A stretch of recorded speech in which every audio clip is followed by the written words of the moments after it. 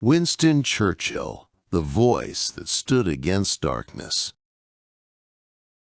Imagine a man who failed many times, yet never gave up. A man who loved words, books, and bold speeches. A man who warned the world about danger long before others believed him.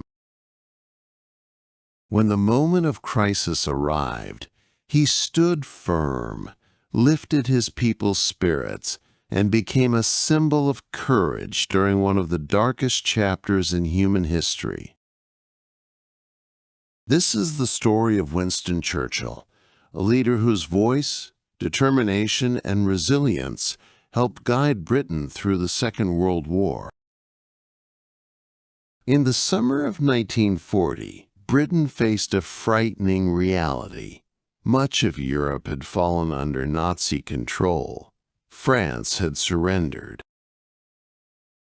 German forces prepared for invasion. British soldiers were exhausted. Families hid in shelters during air raids. Many feared the future. Then Winston Churchill, the new Prime Minister, spoke to the House of Commons and to the British people. His voice was steady, strong, and full of resolve.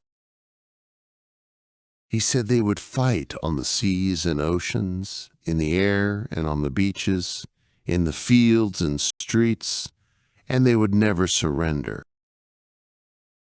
Churchill's words did not end the danger, but they changed the nation's spirit. People felt hope again. They stood together, ready to defend their islands. A leader had risen who could face the storm with courage. But Churchill was not always admired, nor was his path easy. To understand how he became the leader the world remembers, we must go back to his early years. Part 1. A restless boy with big dreams. Winston Leonard Spencer Churchill was born in 1874 in Blenheim Palace, a grand and historic home in England. Although he was born into an aristocratic family, his childhood was not simple or easy. His father, Lord Randolph Churchill, was a rising politician who had little time for his son.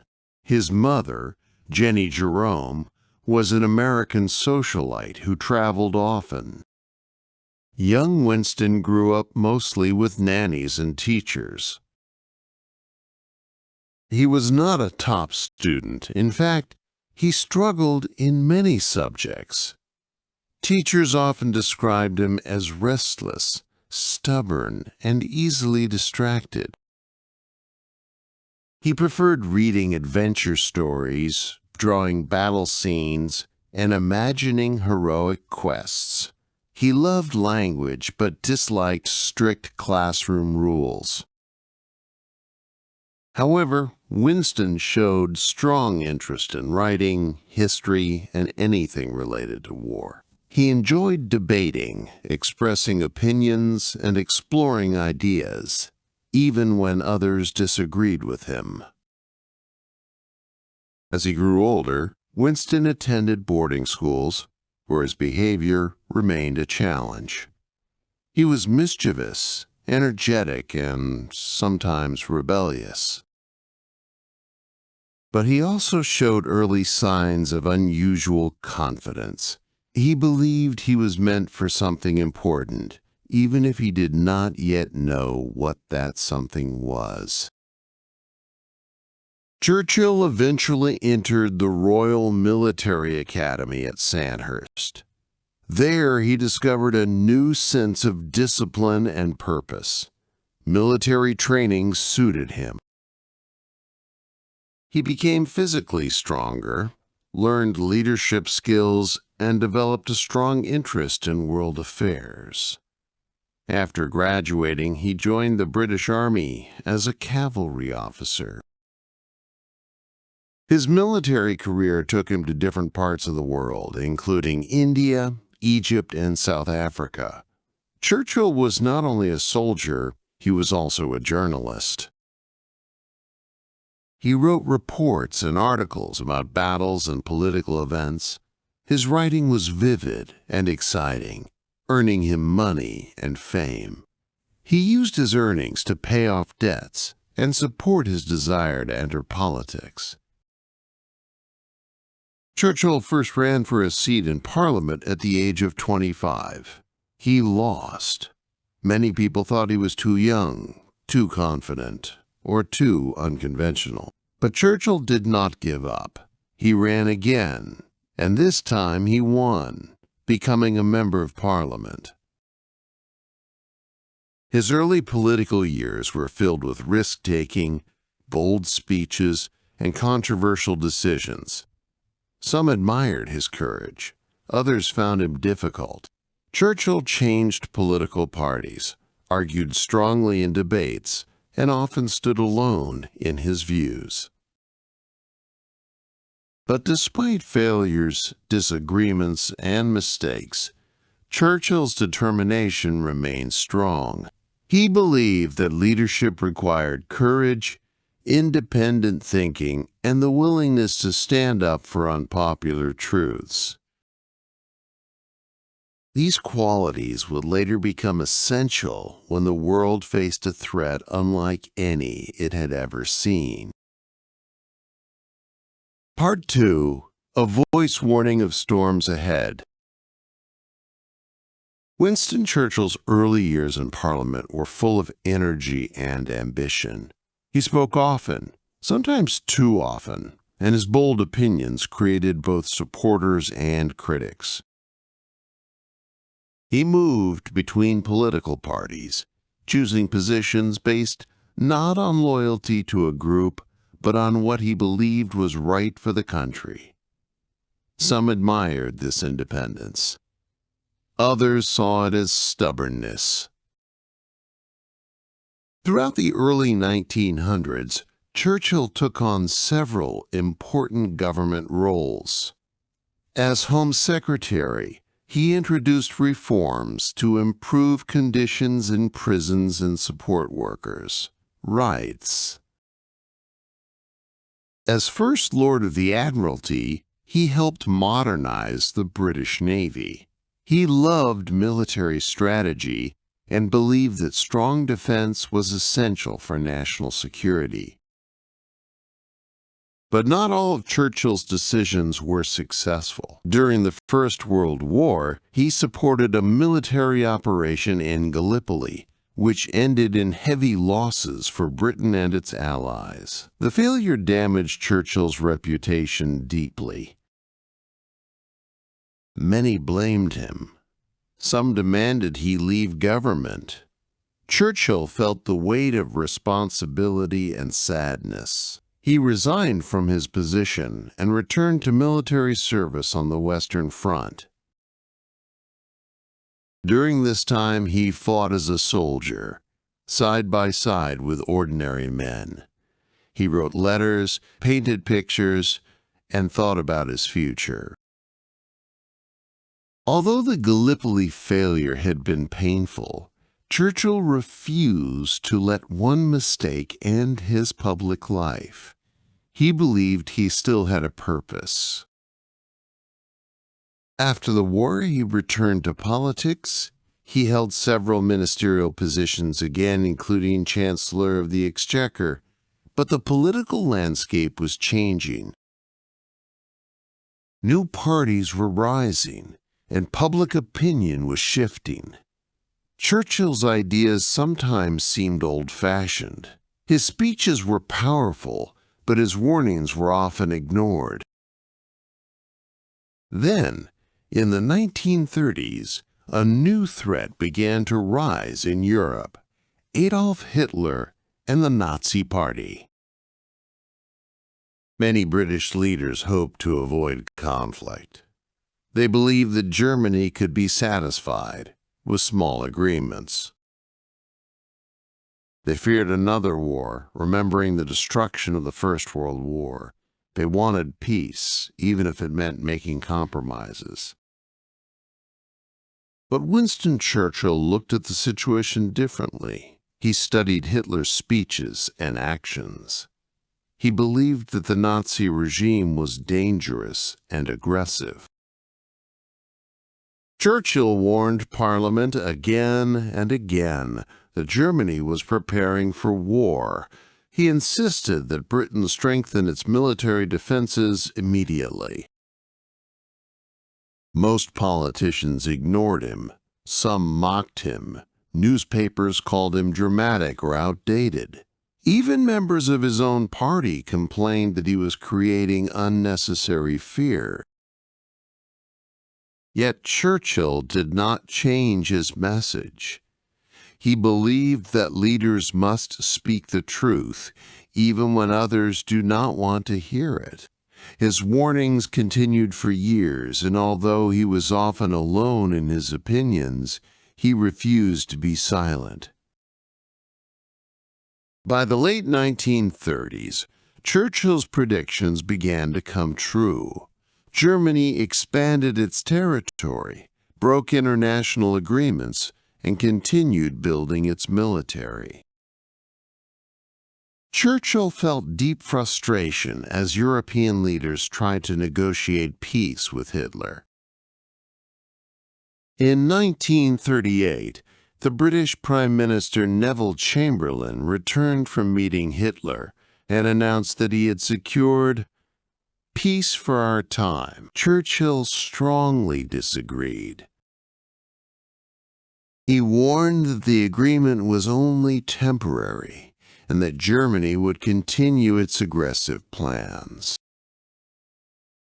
Less than a year later, Germany invaded Poland, and the Second World War began. Suddenly, Churchill's voice was no longer ignored. The nation needed strong leadership, clear thinking, and courage. Churchill was appointed First Lord of the Admiralty once again. 2 days later, the Navy sent a message to all ships and bases. Winston is back. As the war progressed, Britain faced several early failures. Germany conquered large parts of Europe quickly. Allied troops struggled. Britain seemed unprepared for the strength of the German military. Inside Parliament, confidence in Prime Minister Chamberlain collapsed. Members of all parties agreed that the country needed a new leader, someone who could unite the nation and face the growing danger with determination. On May 10, 1940, Winston Churchill was asked to become Prime Minister. It was one of the most difficult moments in British history. France was close to collapse. German planes were attacking cities. Fear spread across Europe. Churchill accepted the role with a heavy heart but firm resolve. He knew the task ahead would be incredibly hard. He also knew that his years of warning, learning, and preparing had brought him to this moment. He stepped forward not as a perfect man, but as a man ready to fight for his country's survival. Churchill told the nation that he had nothing to offer except blood, toil, tears, and sweat. But he also offered something else: courage, strength, and a voice that refused to give up. The darkest days were coming, and Churchill was ready to face them. Part 3. We Shall Not Surrender. The Darkness of War and the Strength of a Voice. When Winston Churchill became Prime Minister in May 1940, Britain stood on the edge of disaster. German forces were quickly invading Europe. Norway had been lost. Denmark and Belgium had fallen. France, Britain's strongest ally, was close to defeat. The British Army was trapped on the beaches of Dunkirk, surrounded by danger. Churchill faced immediate crisis. He had to keep the government together, protect the British people, and somehow rescue the trapped soldiers. Many leaders considered negotiating with Hitler. They believed it might save lives and prevent invasion. Churchill strongly disagreed. He believed that surrendering to a dictatorship would destroy everything Britain stood for: freedom, democracy, and individual rights. In powerful cabinet meetings, Churchill argued that fighting on was the only choice. Some ministers worried he was too optimistic. Others admired his determination. Slowly, his belief spread. The country would resist no matter the cost. Meanwhile, disaster continued across the English Channel. The British Expeditionary Force and tens of thousands of French soldiers were trapped. If they were captured, Britain would lose its army. Churchill knew the nation could not survive without it. He approved a bold plan. Hundreds of military ships, fishing boats, cargo vessels, and small civilian boats sailed to Dunkirk to rescue as many soldiers as possible. The operation was extremely dangerous, but people volunteered anyway. Some had never crossed the sea before.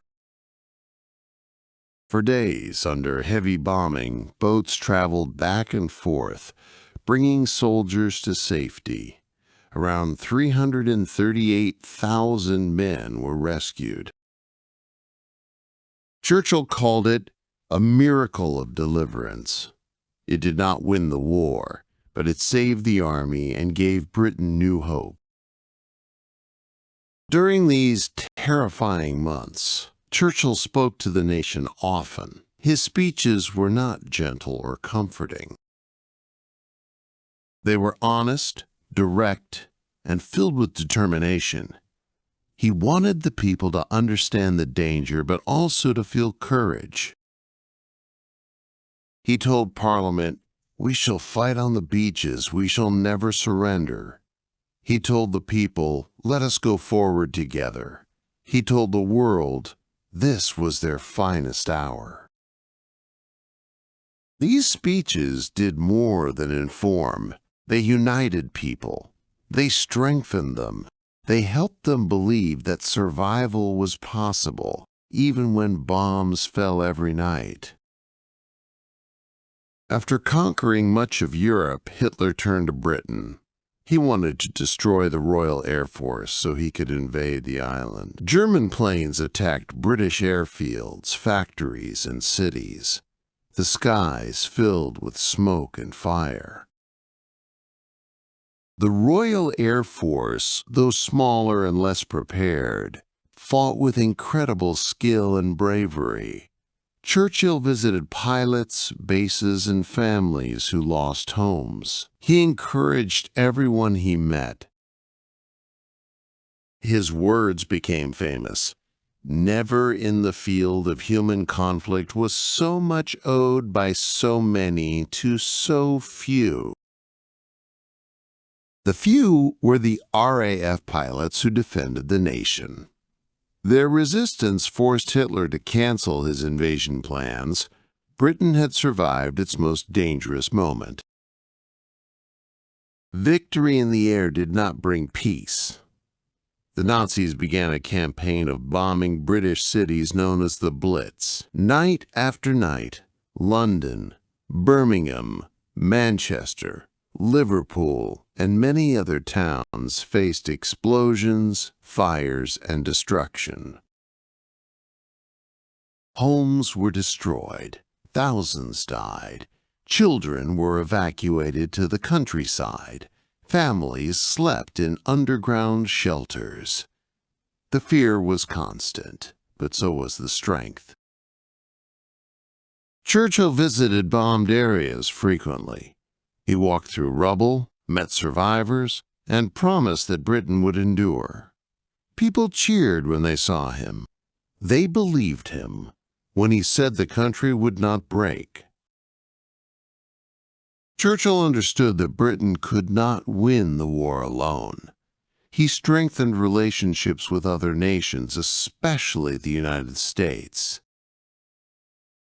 President Franklin D. Roosevelt and Churchill began a partnership built on shared beliefs, freedom, democracy, and resistance to tyranny. The United States sent weapons, ships, and supplies to help Britain survive.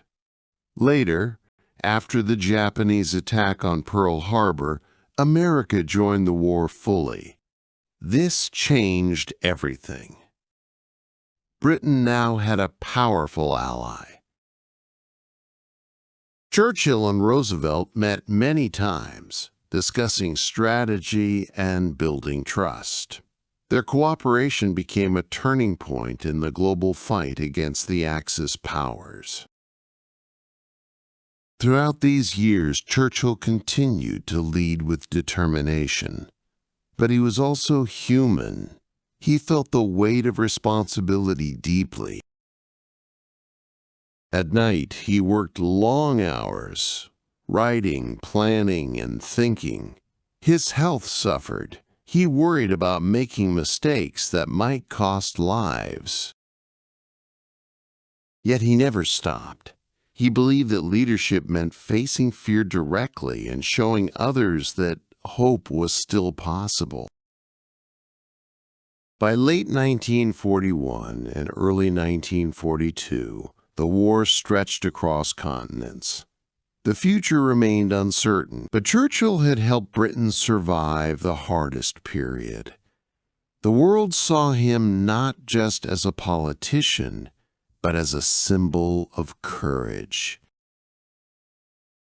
The struggle was far from over, but Churchill's voice had become a guiding light in the darkness.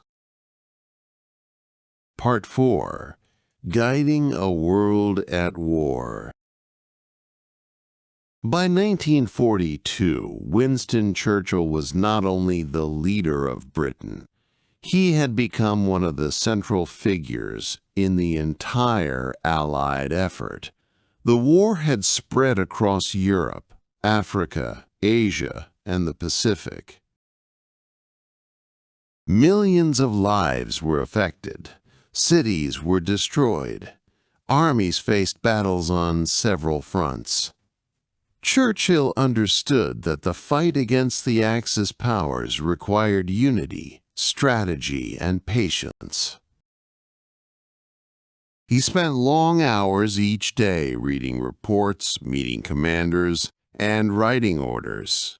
He needed to understand every detail: troop movements, enemy plans, supply problems, morale, and political risks.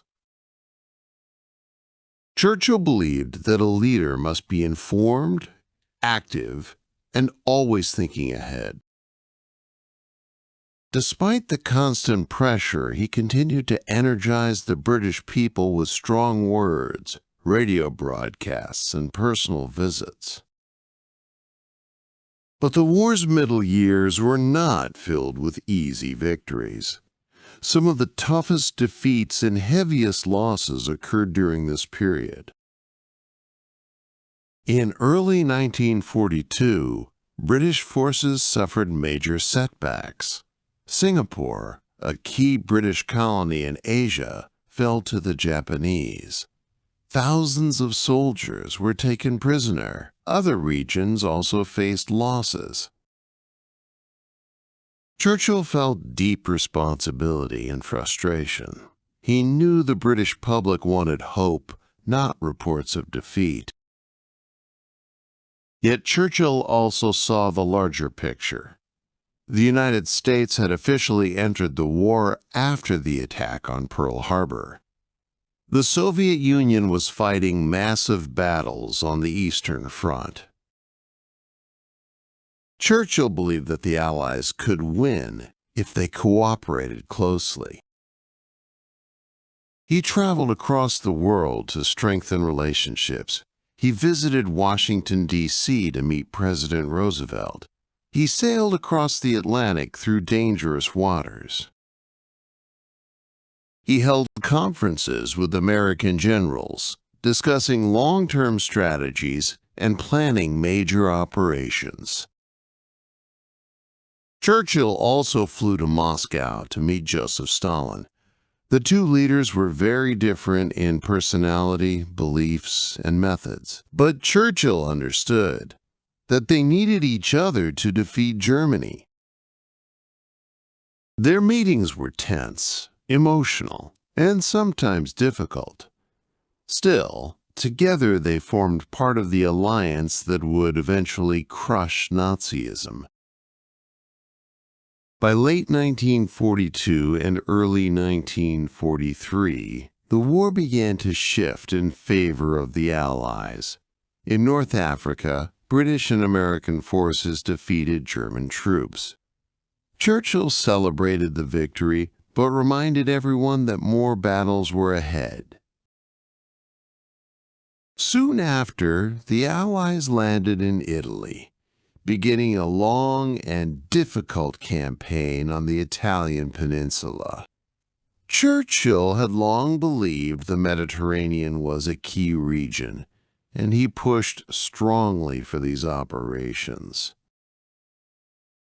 At the same time, the Soviet Union won a major victory at the Battle of Stalingrad, forcing the German army into retreat. This moment changed the direction of the war. Hitler's forces were now losing ground, and the Allies sensed that the tide was turning. Churchill continued to travel, speak, and plan. He was nearly 70 years old, but his energy seemed endless. He stayed up late into the night, writing memos and reading reports. He had moments of doubt and exhaustion, but he always returned to his central belief: the Allies must continue until complete victory. One of the biggest decisions of the war was the plan to invade Nazi-controlled France.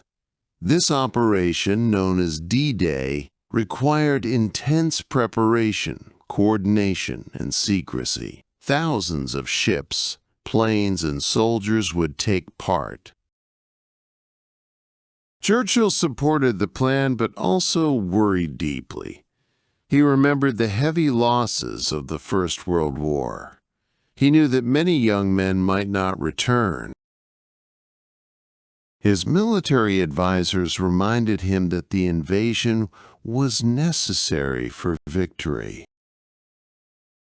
After months of planning, the invasion was set for June 6, 1944. Churchill followed every update, every weather report, and every intelligence briefing. On the morning of the invasion, he felt both hope and anxiety. He wanted to join the troops on the beaches, but his commanders insisted it was too dangerous. The operation succeeded. Allied soldiers, though facing strong resistance, broke through German defenses. France began to move toward liberation. Churchill felt great relief, but remained focused on the next steps. By late 1944 and early 1945, Allied forces were moving across Western Europe, while the Soviet Union pushed from the east. Germany's defeat was becoming certain. Churchill attended more international meetings, including the important Yalta Conference with Roosevelt and Stalin. These meetings shaped the future of Europe after the war. Churchill also visited newly liberated areas and saw the evidence of Nazi crimes. The destruction, the suffering, and the human loss deeply affected him. He realized that the war had changed the world forever. On May 8, 1945, Germany surrendered. The war in Europe was over. Churchill spoke to the nation with pride and gratitude. He told them that Britain had faced the storm and survived.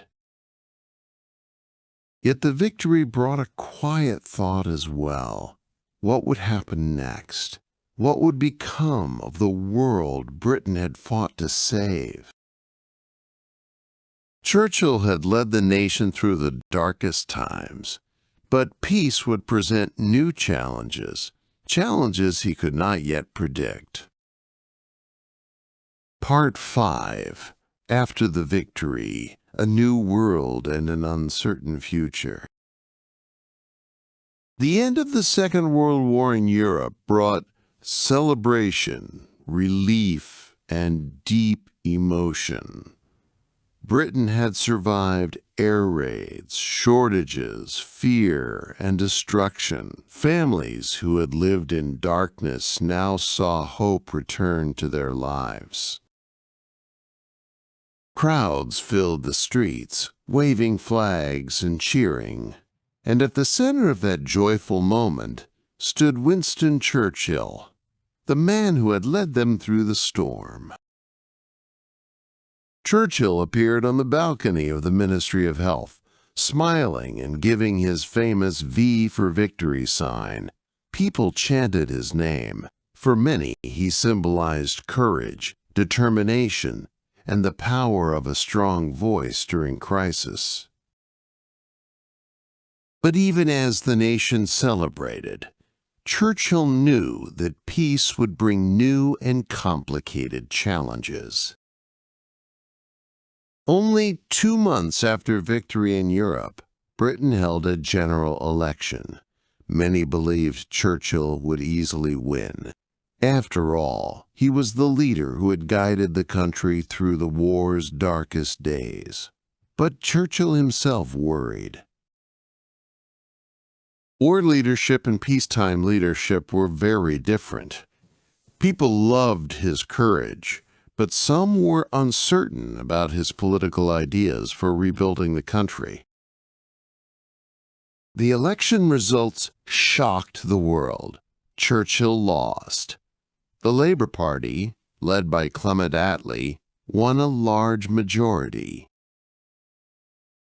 Churchill accepted his defeat with grace, but the moment was painful. For years, he had carried the weight of war on his shoulders. Now, in a time of peace, the public chose a different direction. He later wrote that losing the election felt like being, quote, dismissed by the people after saving them. Still, Churchill believed in democracy. He shook hands with Attlee, congratulated him, and stepped down peacefully. This graceful transition showed the world the strength of democratic tradition, something Churchill valued deeply. Although he was no longer Prime Minister, Churchill remained an important figure. He continued serving in Parliament, giving speeches and writing books. He watched as Europe struggled to rebuild, and as new tensions emerged between Western nations and the Soviet Union. In 1946, Churchill gave one of his most famous speeches in the United States. He warned that an iron curtain had descended across Europe. This phrase described the division between the democratic West and the communist East.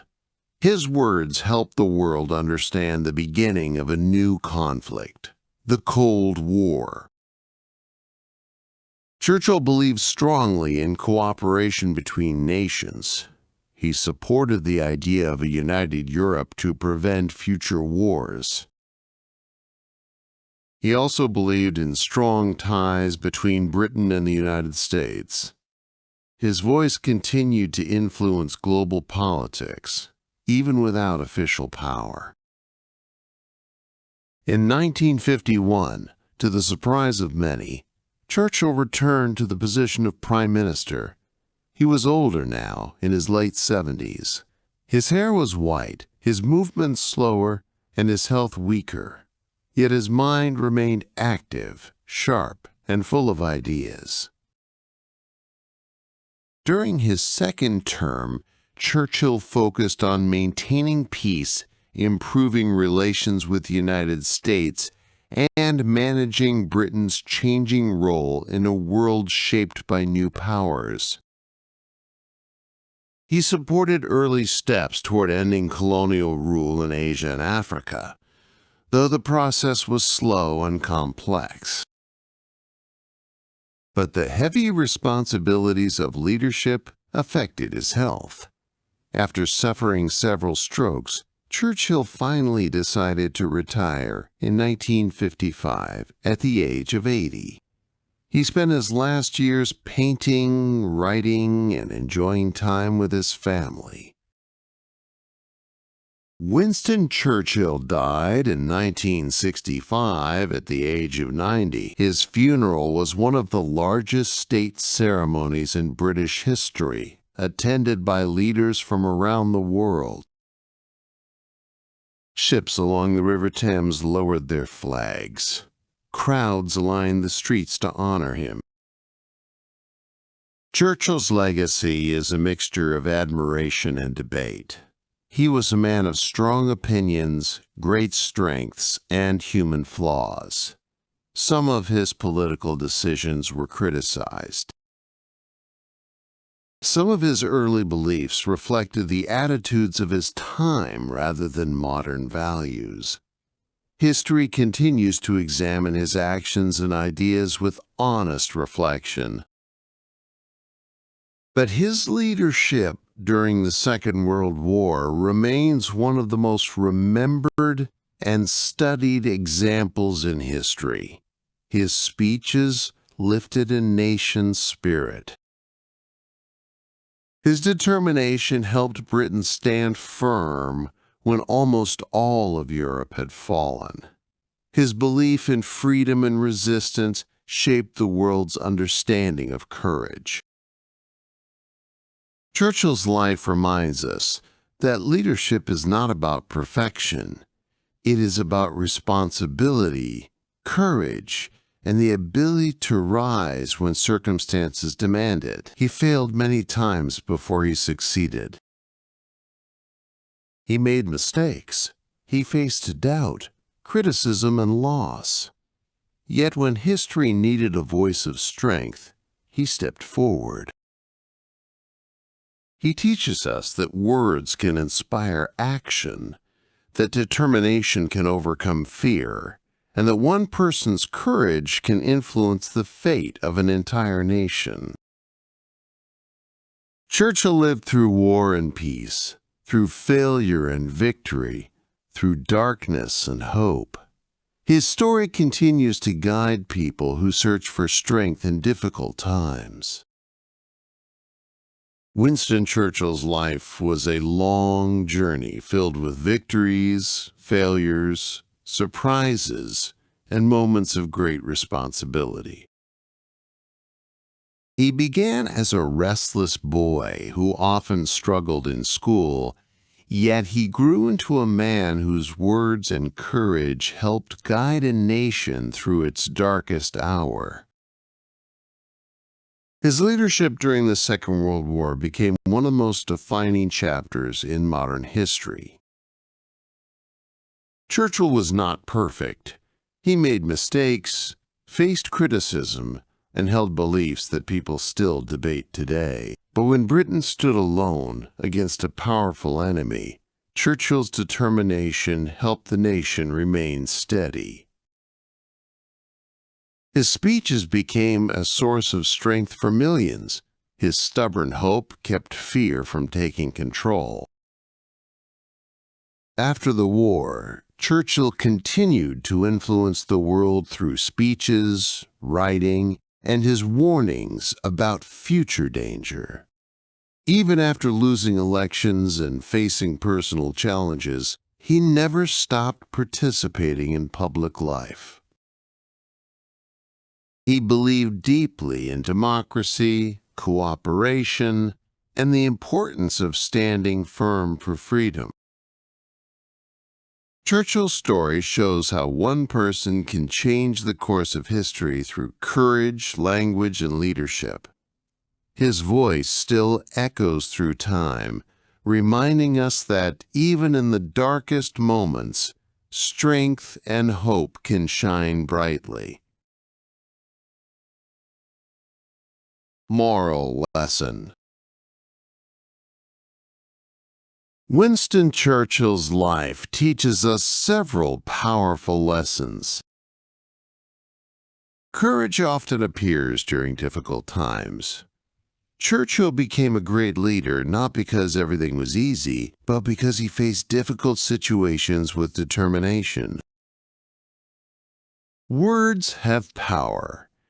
Churchill's speeches lifted people's spirits and helped them stay strong.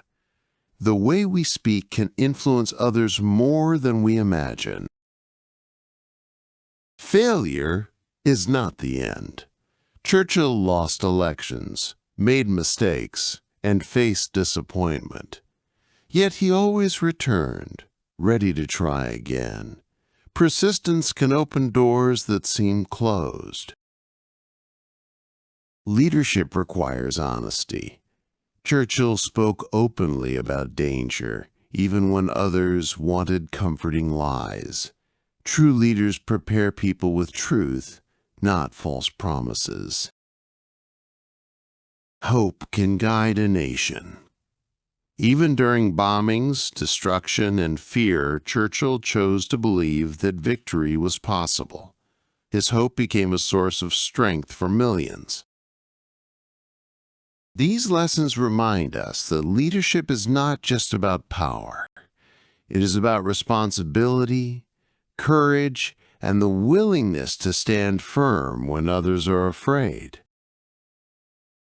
Thank you for watching this Winston Churchill story on LinguaTales. If this storytelling journey helped you understand history more clearly or improved your English, please support the channel so we can continue creating educational content. Please like this video. Subscribe to LinguaTales. Turn on the notification bell to receive future stories. Share this video with anyone who enjoys learning English through inspiring historical narratives. Before you go, here is a reflection question. What quality do you believe is most important for a leader during difficult times, and why? Share your thoughts in the comments. Your ideas may help other learners think more deeply about leadership, courage, and history.